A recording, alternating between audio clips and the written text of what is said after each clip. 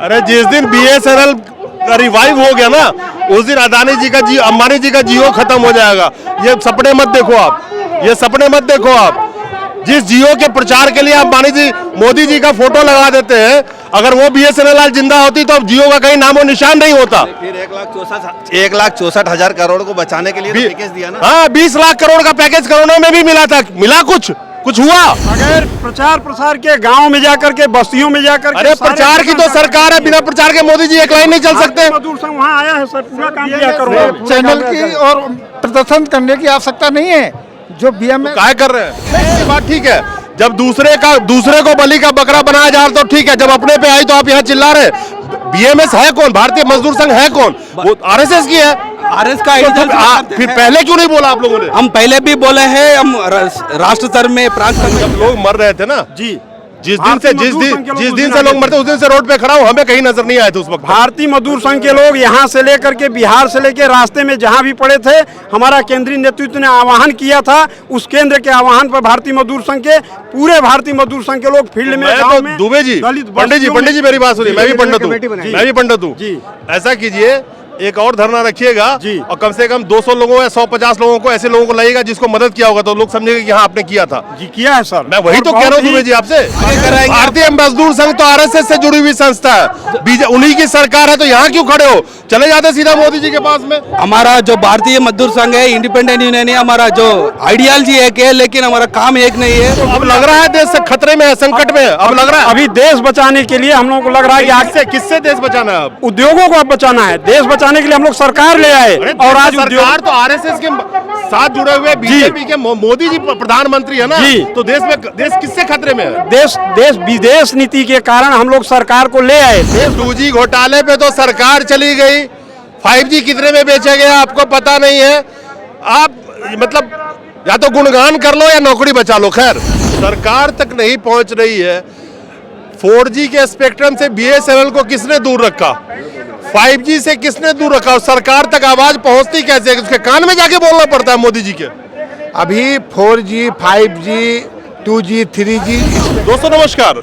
जंतर मंतर पे आज हजारों की तादाद में एक ऐसी संस्था एकत्रित हुई है जो भारतीय जनता पार्टी के लिए राइट हैंड की तरह काम करती है।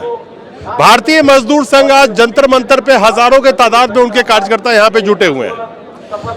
इनका मांग है कि सरकार जो निजीकरण, कॉर्पोरेटाइजेशन, उसके खिलाफ में ये आवाज उठा रहे हैं। मुझे तो लगता है कि 90% चीजें बेची जा चुकी है, तब जाके इनको शायद होश आया है। लेकिन हमारे साथ जो ये लोग खड़े हैं, ये सब बीएसएनएल से हैं, और जिस बीएसएनएल को बर्बाद करने में सरकार ने कोई कसर नहीं छोड़ी, ताकि अंबानी जी का जियो ग्रुप दिन दोगुना रात चौगुना बढ़े। क्या नाम है आपका? आरसी पांडे। पांडे जी, बीएसएनएल से आप लोग हैं। अब तो बीएसएनएल क्या, अब तो सारी पीएसयू लाइन में लग चुकी है, कोई बचने वाली तो है नहीं। कैसे आप बचा पाएंगे बीएसएनएल को? नहीं, बीएसएनएल को सरकार ने 2 बार रिवाइव करने के लिए पैकेज दिया है। अभी बीएसएनएल में जो काम करने वाला वर्कर है, जो उसकी समस्या है, जो उसकी मूलभूत मांग है, वो सरकार तक नहीं पहुंच पा रही है, या सरकार उस पर ध्यान नहीं दे रही है। यहाँ का जो कर्मचारी है, 2007 क्या जो महंगाई भत्ता था, वेतन था, उस पे काम कर रहा है। आज वेज रिवीजन पिछले 15 सालों से इसका लंबित है। जो वर्कर काम कर रहा है, उसके बच्चे यहाँ भूखे मर रहे हैं। एक बात बताइए, आप सरकार तक नहीं पहुंच रही है। 4G के स्पेक्ट्रम से बीएसएनएल को किसने दूर रखा? 5G से किसने दूर रखा? और सरकार तक आवाज पहुंचती कैसे? उसके कान में जाके बोलना पड़ता है मोदी जी के। अभी 4G, 5G, 2G, 3G spectrum का जो नीलामी था, पीछे जो बीएसएनएल का मैनेजमेंट था, उसने नीलामी में हिस्सा नहीं लिया था। अभी सरकार ने बीएसएनएल को 4G का स्पेक्ट्रम और 5G का स्पेक्ट्रम फ्री में आवंटित करने का फैसला किया है। हमारा अरे 2G घोटाले पे तो सरकार चली गई, 5G कितने में बेचा गया आपको पता नहीं है। आप मतलब या तो गुणगान कर लो या नौकरी बचा लो। खैर, आप बताइए कैसे बचाएंगे बीएसएनएल? आदरणीय, बचाएंगे। अगर सरकार चाहे तो पहले आईटीएस को यहाँ से ऑब्जर्वर लाए, अभी 22 साल हो गए बीएसएनएल को बने हुए। ITS government of India DOT की स्टैंड पे चल रहे हैं और कर्मचारी सारे बीएसएनएल की स्टैंड पे चल रहे हैं। सर 2007 से हमें कोई सिंगल पर्च नहीं मिला, समझे। 2017 से मेरा वेज रिविजन ड्यू था। सरकार अभी जो बीएसएनएल से कर्मचारी को वीआरएस जबरदस्ती दिलवाया गया, उनके पैसे भी नहीं मिले। अभी उनके मेडिकल के भी रुके हुए हैं। और जबकि ये कहा था रविशंकर प्रसाद जी ने कि मैं एक एक पैसा जो ड्यू दिलाऊंगा। सीएमडी जो आया हुआ मेरे पास, सीएमडी जो एमटीएनएल को नहीं चला पाया, वो बीएसएनएल को क्या चलाएगा। ये जो दलाल जो सीएमडी बना हुआ है, गवर्नमेंट का दलाल बना हुआ है। और एमटीएन जितनी भी है ये संस्था को, ये आईटीएस और सीएमडी और बोर्ड डायरेक्टर दोबारा हैं सर जो है, ये लास्ट मोमेंट में रिटायरमेंट में 8-10 वो सब बातें ठीक है। रवि शंकर प्रसाद ने जो कहा वो तो ठीक, उसकी बात तो नहीं किया, कोई बात नहीं है। मोदी जी ने गाना गा के देश को सुनाया था कि ये देश नहीं बिकने दूंगा। देश में बचा क्या है अब ये बताओ। बीएसएनएल के लिए मोदी जी ने जो 2 दफे ग्रांट दिया, लाल किले पे भी घोषणा किया था और ग्रांट मिली, परंतु आईटीएस लॉबी उसको संभाल नहीं पाई सर जो है। आईटीएस लॉबी का कोई निर्णय सरकार कर ले, इसीलिए हम इस मंच पर आए हैं। 4G 5G के लिए जैसा कहा है, हमें पता है कि भारत सरकार के पास, डीओटी के पास बीएसएनएल मैनेजमेंट का प्रपोजल नहीं गया था, समझ रहे। पिछले जो 2020 की बात है, ये सितंबर तक प्रपोजल नहीं गया था। और वैसे हमारी अपोजिट यूनियन स्ट्राइक कर रही थी। अरे गया नहीं था। सीएमडी की क्या हैसियत है कि प्रपोजल नहीं भेजेगा। देश की इतनी बड़ी संस्था बीएसएनएल अगर उसको मना कर देगा तुम्हें भेजना ही है तो तभी नहीं भेजेगा। नहीं, वो तो खूब कह रहे थे, परंतु इन्होंने भेजा ही नहीं। कभी बोर्ड डायरेक्टर 4 महीने के बाद रिटायर हो जाता है, कभी 6 महीने के बाद रिटायर होता है। फाइलें रेखती रहती हैं, दूर जाती हैं। जो प्लानिंग पॉलिसी प्लानिंग बनती है वो सर जो है एटिट्यूड पड़ी रहती है वहाँ पर। देश की जनता को एक चीज बता दूं कि अगर बीएसएनएल का गला नहीं घोटा गया होता तो जो 4G सर्विस आप एंजॉय कर रहे थे, जिस रेट पे आपको मिल रही थी, उससे भी आधी रेट पे बीएसएनएल दे सकती थी। जिस 5G का रेट अभी कितने गुना चार्ज किया जाएगा वो बात की बात है। उसी 5G को बीएसएनएल 50 पैसे में दे सकती थी आपको, इसलिए बीएसएनएल का गला दबाया गया। खैर हमारे साथ है HAL से, हिंदुस्तान एरोनॉटिक्स लिमिटेड से, इसको भी सेल पे लगाया गया। वो भी तो प्राइवेटाइजेशन के कगार पे ले जाएगा ना। नहीं, प्राइवेटाइजेशन नहीं हो रहा है। हमारा डिसइन्वेस्टमेंट मेन मुद्दा है। डिसइन्वेस्टमेंट हो रहा है, ऑलरेडी 25% तक हुआ है। हो रहा है? डिसइन्वेस्टमेंट डिसइन्वेस्टमेंट तो प्राइवेटाइजेशन ही तो है, और क्या है। तो वो इसको तो रोकने का ऐसे पिछले सरकार ने कर दिया है, उसको रोक करना है। और हमारा मेन मुद्दा है हमारा वर्कलोड। हमारा 20,000 ट्रेंड और हाईली क्वालिफाइड वर्कर्स और ऑफिसर्स है, हमारे को काम होना है, हम काम करके दिखाएंगे। What is the difference between disinvestment and privatisation? You said कि प्राइवेट डिसइन्वेस्टमेंट हो रहा, प्राइवेटाइजेशन नहीं हो रहा, क्या दोनों में फर्क है? डिसइन्वेस्टमेंट प्राइवेटाइजेशन सिमिलर है, लेकिन भाई बहन है।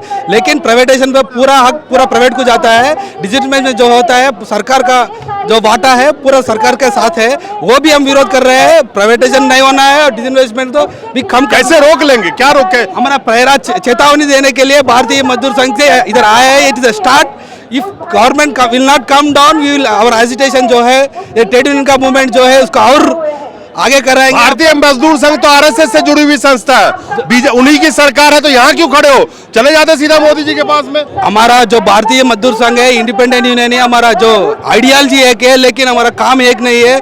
जब काम अच्छा करता है, बीएमएस ने जब मैटरनिटी लीव लाया, ग्रेजुएट में इंक्रीज कर दिया, अप्रेंटिस एक्ट अमेंड कर रहे हैं। पहला ट्रेड यूनियन है, जब हम जय जय बोला है, जब अच्छा नहीं कर रहा है रेसिप्रोकेटिव रहते हैं, अच्छा करे तो अच्छा बोलते हैं, पूरा बोलते हैं। आप देखे हैं बात ठीक है, जब दूसरे को बलि का बकरा बनाया जा रहा तो ठीक है, जब अपने पे आई तो आप यहाँ चिल्ला रहे। बीएमएस है कौन? भारतीय मजदूर संघ है कौन? वो आरएसएस की है। आरएस का फिर पहले क्यों नहीं बोला आप लोगों ने? हम पहले भी बोले हैं, हम राष्ट्र स्तर में प्रांत स्तर में करते रहे। आज भी हमारा प्रतिनिधित्व जाके मैं आज का हमारा प्रतिनिधित्व आज डिफेंस मिनिस्टर से भी मुलाकात होने वाला है। जब नहीं सुनता, आप हिस्ट्री में देखे तो जब दत्तोपंत थे, जब वाजपेयी सरकार के थे, यही प्लेस में धरना करे थे, उनको यही मंच से चेतावनी दी गई थी। अब ये सरकार नहीं है तो वो पुनरुत होता है। जब केंद्र सरकार ये एंटी लेबर पॉलिसीज नहीं रोके तो ये हमारा एजिटेशन पूरा इंटेंसिफाई कर देंगे। और दूसरा ट्रेड यूनियन को भी हम शामिल कर सकते हैं। This is a unique dharna. You can see all public sector and government employees are on the road. This is the only dharna done by Bharatiya Mazdoor संघ।